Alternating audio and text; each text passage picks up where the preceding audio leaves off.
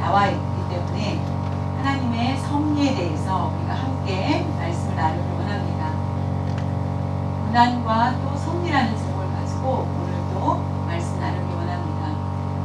섭리가 없다면은 하나님의 섭리에 대해서 계획하지 않으셨다면 우리의 고난은 아무 이유가 없을 것입니다. 고난 받아도 아무 생각 없을 것입니다. 고난을 통하여서 자신의 믿음을 더욱 성장할 수 있지는 못할 것입니다. 그러나 하나님께서 그 섭리를 통하여서 우리가 모르는 사이에 이와 같이 왜 우리에게 고난이 있는지 불평과 원망과 탄식할 때 과연 하나님이 나를 사랑하지 않는 것이 아닌가 라고 생각할 때가 있다는 것입니다. 고난은 우리를 믿음을 더 성장하게 하고 시간이 흐른 후에 하나님이 일하셨구나라는 것을 깨닫게 하신 것입니다. 우리가 섭리 가운데 고난에 대해서 함께 생각해 보기를 원합니다. 본문 출애굽기 1장 내용에 보면은 1장 1절에서 7절은 요셉이 잘 다스리다가 야곱의 가족이 애굽에서 살게 된 내용에 대해서 소개를 하고 있습니다. 오늘 8절에서 14절까지를 보면은 그 내용은 요셉이 나이가 들게 됩니다. 나이가 들어서 죽음을 맞이하고 그래서 새로운 애굽의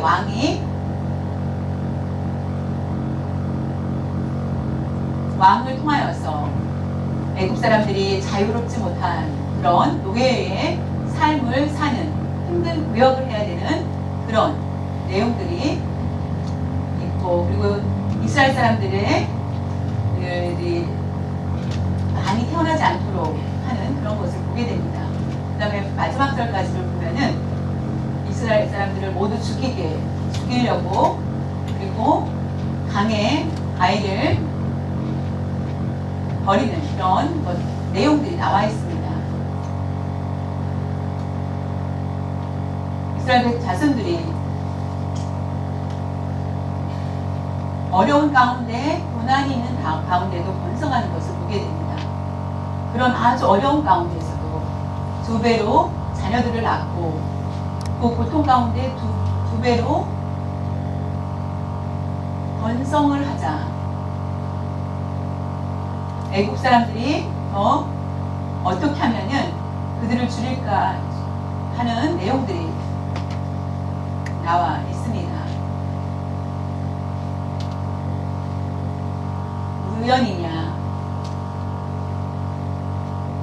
우연히 다 비슷하게 라고 생각할 수 있지만 보이지 않는 하나님의 섭리를 통하여서 하나님의 섭리에 손이 있다라는 것을 볼 수 있습니다. 사람은 우리에게 고난을 당할 때가 있고 힘들 때가 있습니다. 어떤 괴롭힘이 있을 때 있습니다. 가장 먼저 원인을 찾아야만 합니다. 그 원인이 어디 있는지 찾아야 되는데 대부분 그러나 성경 말씀을 통하여서 볼 때에 우리에게 항상 축복해 주시는 하나님의 자녀입니다. 하나님의 축복을 받은 자녀들은 날마다 오직 축복만이 있다라고 생각을 하는데 그게 고난도 있다라는 것입니다. 그 일을 우리가 인정할 줄 알아야 되고 고난에 대해서 그 모든 것도 하나님이 허락하신다는 것입니다. 사탄이 주는 것이 아니라 고난도 하나님께서 주시는 고난이 있다라는 것을 우리에게 소개하고 있습니다. 그렇기 때문에 우리가 잘못된 죄를 범하고 우리가 잘못하여서 고난만 있다라고 생각하는 것이 아니라 더 만족하고 더 축복된 길로 나아갈 수 있게 하기 위해서 우리에게 고난도 허락하신다는 것을 우리는 깨달아야만 합니다. 하나님께서 나를 치셔서 내가 회개를 하고 내가 죄를 범하지 않고 하나님의 은혜 가운데 살고 있고 거룩하려고 했는데도 불구하고 왜 나에게 고난이 있을까라는 안타까움도 있을 것입니다. 그러나 하나님께 감사하며 그렇다면 하나님께서 분명히 나를 통하여서 더욱 선한 열매들을 기대하면서 나아가야 한다는 것입니다. 성경에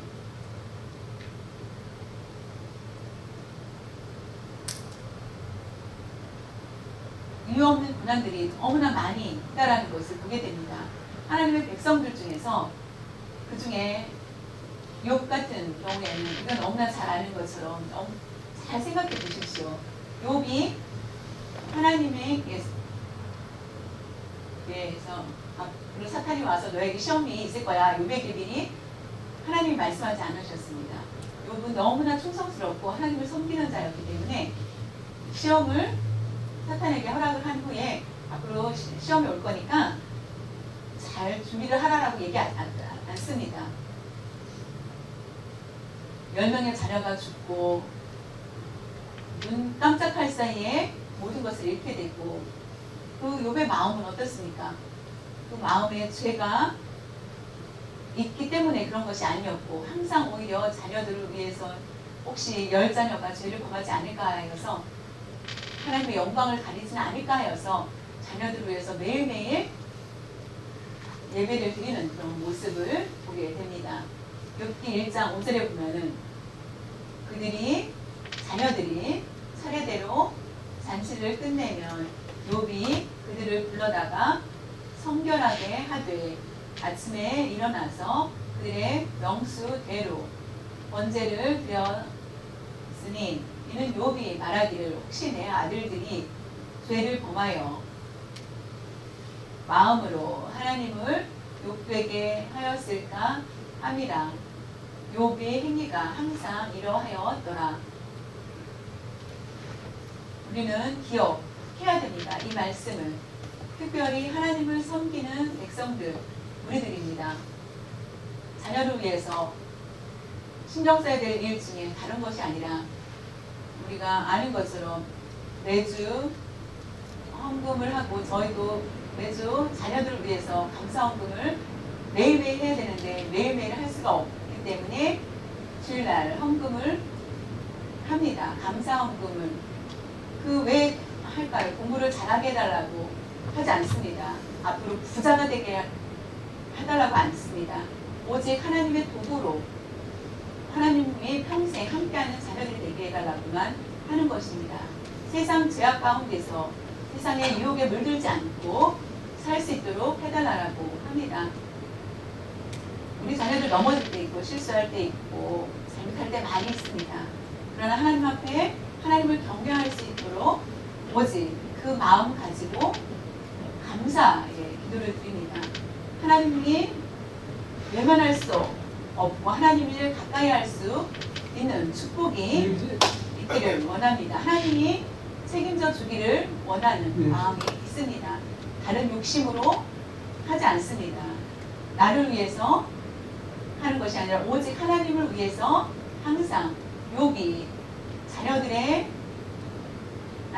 자녀들이 하나님을 욕하거나 하나님을 섬긴다고 하면서 하나님 하는 그런 모습이 있다면은 그렇게 할까봐 걱정이 되어서 자녀들을 위해서 항상 기도를 드리는 것을 보게 됩니다. 예배를 드리는 것을 보게 됩니다. 그렇기 때문에 하나님께서 그들을 가셨을 때도 하나님의 것이라는 것을 알고 있습니다. 그래서 하나님께 날마다 예배를 드리는 그런 모습을 보게 됩니다. 나에게 고난을 허락해 주신 것, 내가 고난을 통하여서 더욱 좋은 열매를 거두고 하나님께서 주신 것 감사하여서 하나님께 찬양과 경배를 드렸다. 그래서 마지막에 아름다운 그런 찬양을 하는 것을 보게 됩니다.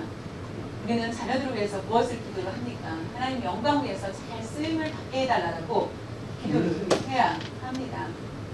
세상 가운데는 우리 자녀들을 보내기에는 너무나 두려운 곳입니다.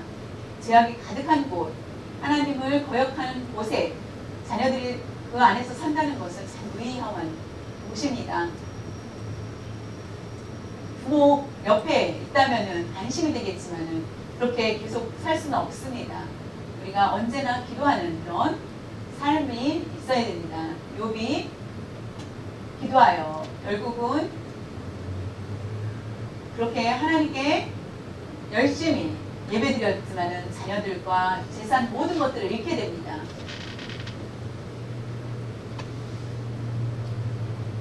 하나님의 섭리에 대해서 알고 믿었기 때문에 그는 순종하면서 기다리는 것을 볼 수 있습니다. 하나님을 섬기고 하나님께서 주신 것이 있습니다. 하나님을 섬길 때 그리고 또 걷어가는 것도 있다라는 것을 기억해야만 하겠습니다. 하나님께서는 우리 사람들에게 모든 생사 화복을 주장하고 계십니다. 내가 죽음을 결정할 수 있고 내가 삶을 결정할 수 있고 하지 않다라는 것입니다. 오직 하나님께서 하실 수 있는 일입니다. 사무엘상 2장 6절에서 7절을 보면 여호와는 죽이기도 하시고 살리기도 하시며 수월에 내리게도 하시고 거기에서 올리기도 하시는도다.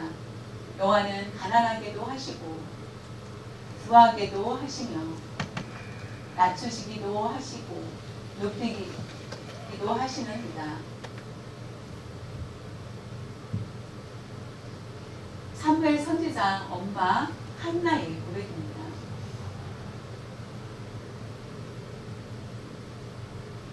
사무엘의 고백이 아니라 한나가 통곡하면서 기도합니다.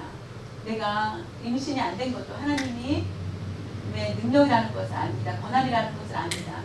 임신이 되는 것도 하나님이 주신 것임을 고백합니다. 라는 것을 보게 됩니다. 부하게도 하시는 하나님.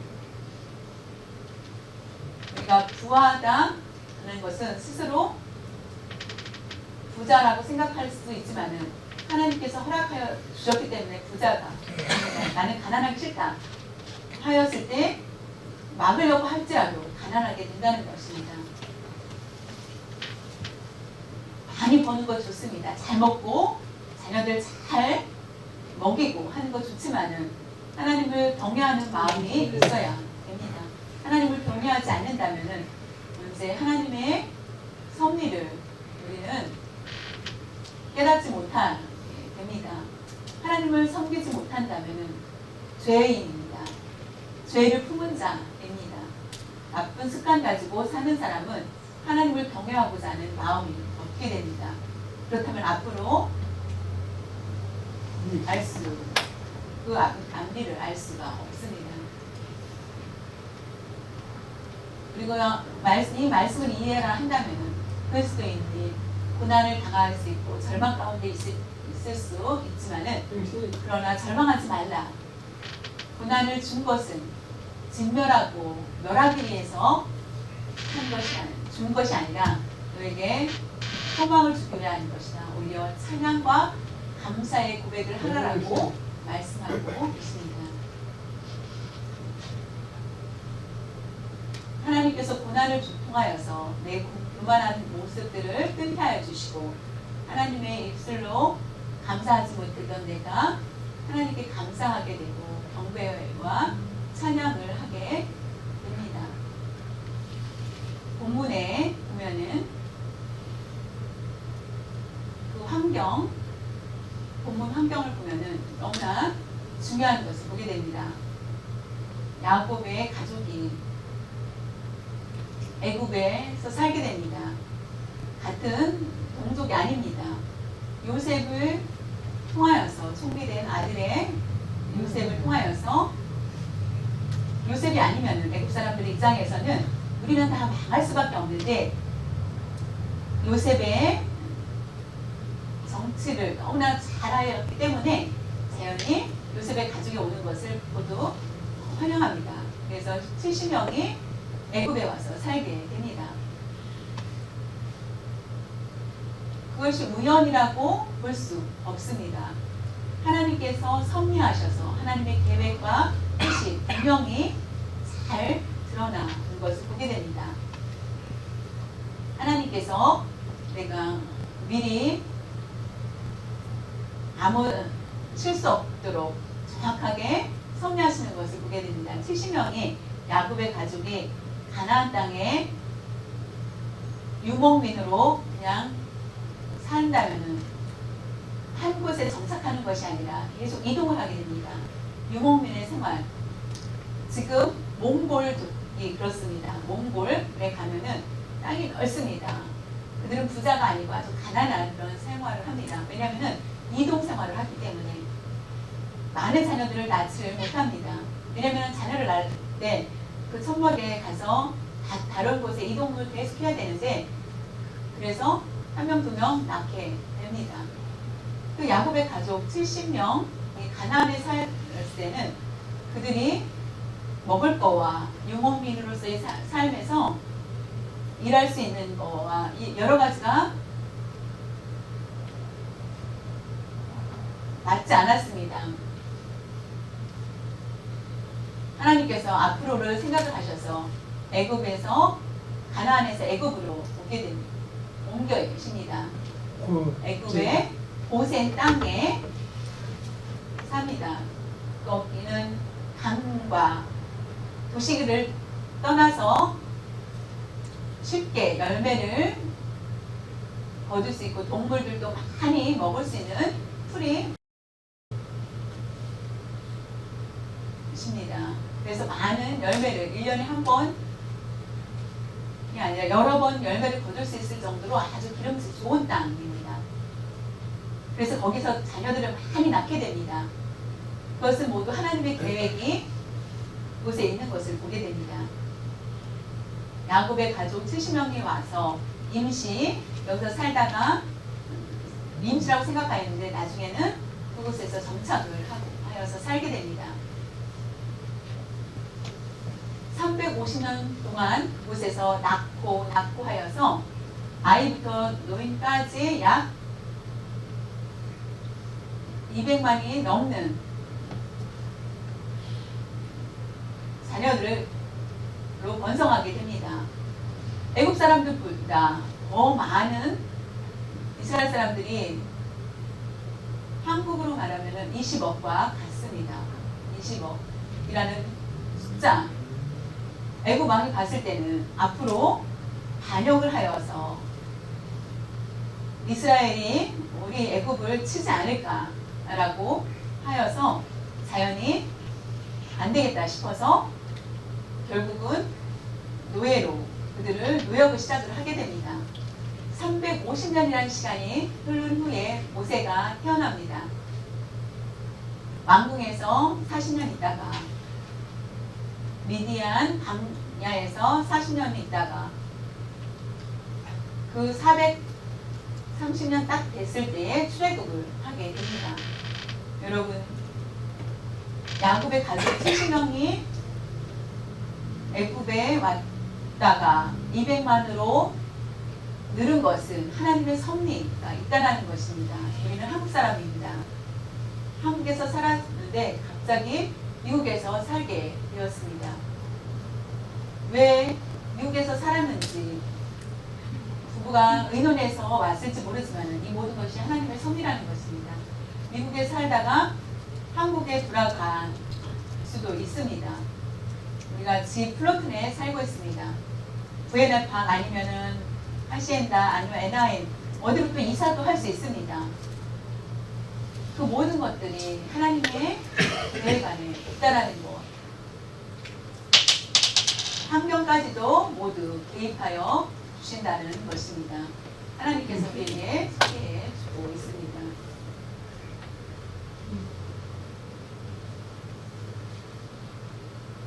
(350년) 만에 200만이로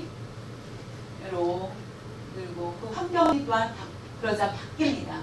환경이 바뀌는 것은 다시 말하면 고난이 시작됐다는 것입니다.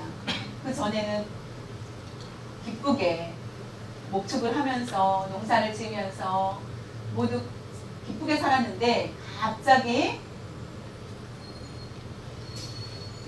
괴롭힘을 당하게 됩니다. 개혁을 하고자 하는 거, 반역을 하고자 하는 그런 것도 없었는데 불구하고 그냥 순수하게 여전히 먹고 살았는데 갑자기 애굽 사람들로부터 미움을 받게 되고 결국은 고난이 시작이 됩니다. 그것은 왜 그랬을까요? 새 왕이 때문입니다. 출애굽기 1장 8절에 보면은 요셉을 알지 못하는 새 왕이 일어나 애굽을 다스리더니, 우리가 오해하기 쉬운 게 요셉이 누군지 알고 애굽 왕이 왕자가 좀 알고 그 다음에 손자도 알고 하여서 요셉에 대해서 알다 1대 2대 3대 그 다음에는 모른다라는 거라고 생각하는 것이 아니라, 그게 아니라 옛날에 보면은 새 왕이라는 것은 요셉이 있을 때에 그 왕은 같은 조상을 따져보니까 그 왕과 요셉과 같은 셈 속의 사람이었습니다. 그 사람이 애굽 왕이 되었고 이스라엘 위에 수리아에서 태어난 사람인데 그 사람이 애굽에서 전쟁을 하여서 결국 애굽에 승리하여서 애굽 왕이 됩니다. 애굽의 왕이 됩니다. 15대 왕족, 16대 왕족, 17까지 3대가 그 셈족이 왕이었던 시대였습니다. 그때에 요셉이 총리가 되었을 때 같은 피부색과 같은 동족이었기 때문에 국무총리가 되는 것을 인정한 것을 보게 됩니다. 같은 피부색이라고 생각을 하면 됩니다. 그러다가 15, 16, 17대 왕이 이었을 때에 그 셈족의 왕족이 그 전쟁에서 패하여서 그들이 다 도망가고 18대에서 개혁이 일어납니다. 루투 모세 1세라는 사람이 18대 왕으로 애굽의 왕이 됩니다. 그 사람이 결국은 애굽을 모두 차지하여서 왕이 됩니다.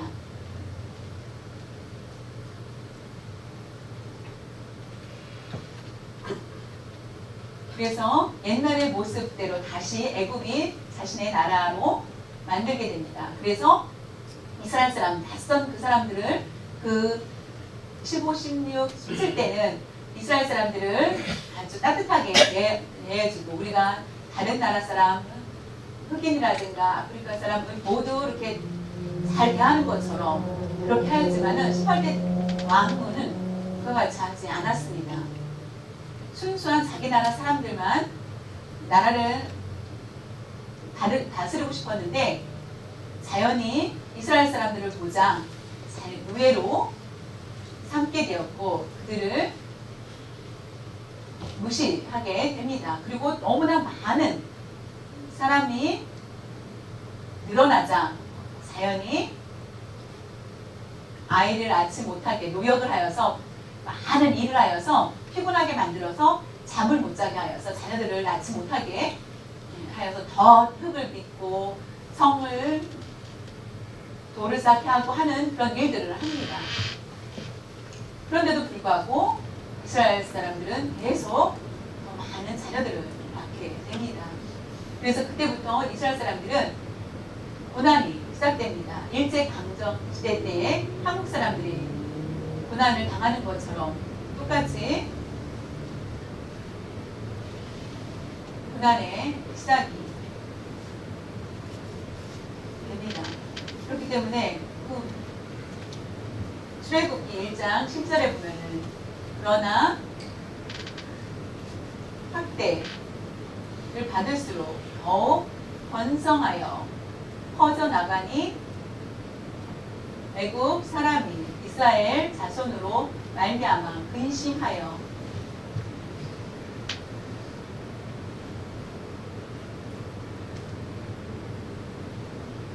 구역이 학대를 받을 때 또 다른 곳에 가서 또 낳고 하는 또 자손들이 더 늘어나자 LA에 한국 사람들이 많습니다. 그래서 오렌지 카운티로 이사 오는 사람도 있고 하여서 백인들은 다른 곳으로 점점점 쫓겨나가는 거와 비슷합니다. 백인을 쫓아낼 때 된장찌개를 한번 해보시기 바랍니다. 된장찌개 하면은 냄새 때문에 백인들이 다 다른 곳으로 아마 이사를 갈 것입니다. 그 화장실 냄새와 비슷하다라고 그들은 느낀다고 합니다.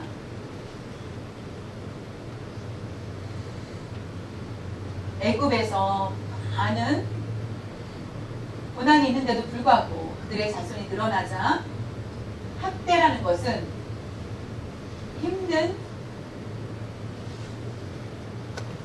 고난, 그것은 곧 학대는 곧 축복이 된다는 것을 보게 됩니다. 누가 괴롭혔느냐, 애굽 사람이냐, 새 왕이냐, 아니라는 것입니다. 하나님께서 그 모든 일도 계획하신 것이라는 것입니다. 하나님께서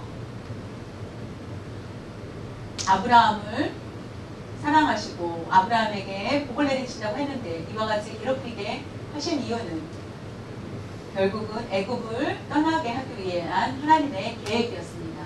그렇지 않다면은 오랜 시간 그들은 애굽의 그 습성에 물들어서 그것을 다시 빼어내기는 너무나 시간이 어렵습니다. 1년은 괜찮지만 10년 동안 똑같은 습관에 젖어 있다면 그것을 버리기는 어렵습니다. 350년이라는 시간 동안 이스라엘 사람들이 애굽에서 가나안의 땅보다는 아브라함이 약속한 땅 알지만은 이곳 애굽이 더 편하고 좋다라고 생각하면서 살 것입니다. 그러나 그런 학대를 통하여서 자연히 그곳을 나오게 됩니다. 왜 이와 같은 고난이 있게 되는지에 대해서 하나님의 계획을 물어야 됩니다. 하나님의 뜻이 무엇인지 하나님 가르쳐 달라고 기도하고 무릎 꿇을 때 보면 우리에게 응답해 주십니다.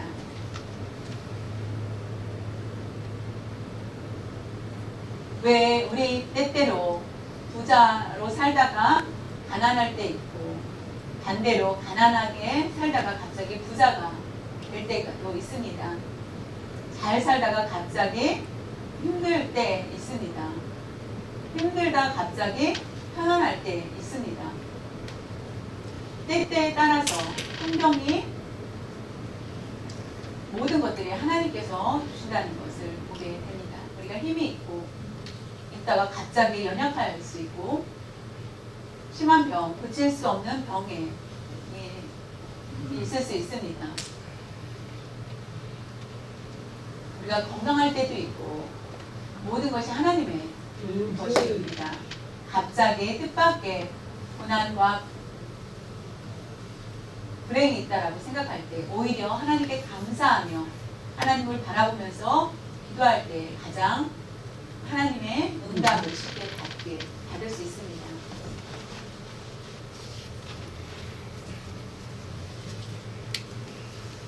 우리의 환경에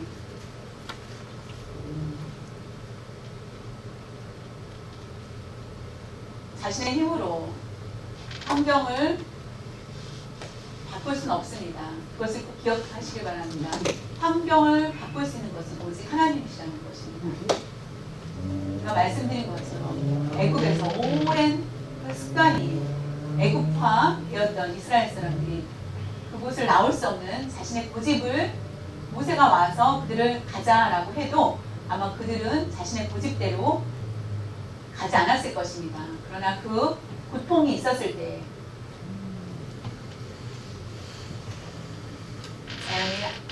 아무리 모세가 고난이 없는 가운데 얘기한다 할지라도 이스라엘 사람들은 따라오지 않을 것입니다.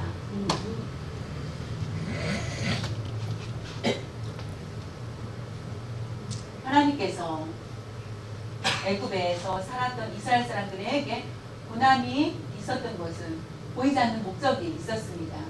그 안에 그것은 바로 가나안 땅을 들어갈 지금 시간이라는 것을 그 타임이 됐다라는 것을 아시기 때문에 그 일들을 일으키는 것을 보게 됩니다. 70명이 애굽에 갔을 때에 많은 애굽 군대와 1,000, 2,000 많은 사람들이 살고 있는 그 가운데에서 자연히 전쟁과 아브라함의 가족, 야곱의 가족이 모두 없어질 수 있습니다. 그러나 70명이 애굽에서 살 때 하나님은 보호하시고 그들의 자손들을 늘게 하였습니다. 그래서 가나안에 지금 한국과 북한이 전쟁이 언제 일어날지 모릅니다. 그러나 우리를 돕고 있는 곳이 바로 미국입니다. 미국이 우리를 돕지 않는다면 한국은 힘이 없어서 결국은 많은 전쟁에 질 수밖에 없을 것입니다. 그러나 미국을 통하여서 한국과 북한이 전쟁이 일어나지 않도록 지금 보호를 받고 있는 것처럼 애굽 안에 있던 가나안 사람들은 이스라엘 사람들은 하나님의 보호를 받고 있습니다.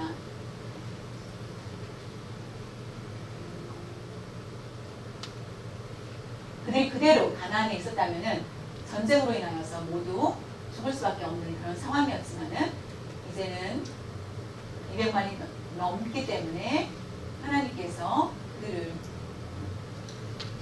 하나님이 이 일을 하시는 것을 보게 됩니다. 창세기 15장 16절에 보면은 아브라함의 자손에게 말하기를 앞으로 가나안 땅에 들어가라. 그러나 가나안 땅에 살았던 아모리 족속 죄악이 가득한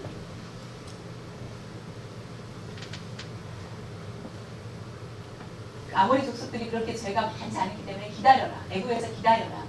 애굽에서 있다가 보니까 아모리 족속들이 죄가 반영하여 너무나 많아져서 자연히 그들을 치려고 결국은 이스라엘 사람들을 출애굽하여서 가나안에 들어가서 그들을 모두 멸하는 것을 보게 됩니다. 죄악이 가득한 곳은 하나님이 치십니다. 죄가 가득하지 않은 곳은 치지 않습니다. 예수님을 믿는 하나님을 섬기는 사람, 죄를 범하였을 때 벌이 있겠지만 하나님을 섬기지 않는 사람은 결국은 하나님께서 크게 치신다는 것입니다.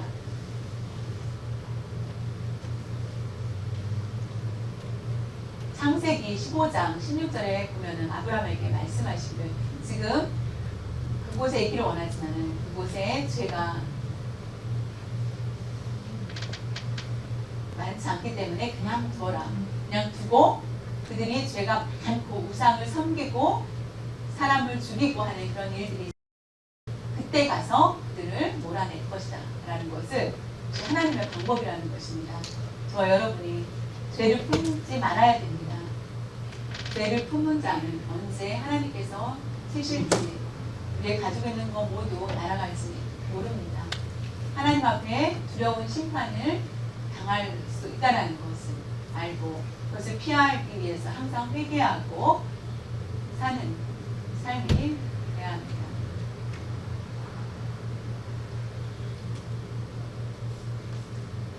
하나님께서 애굽 땅에 그들을 보낸 것은 우연이 아니라 자녀들이 늘어난 것도 그것도 우연이 아니고 출애굽한 것도 모두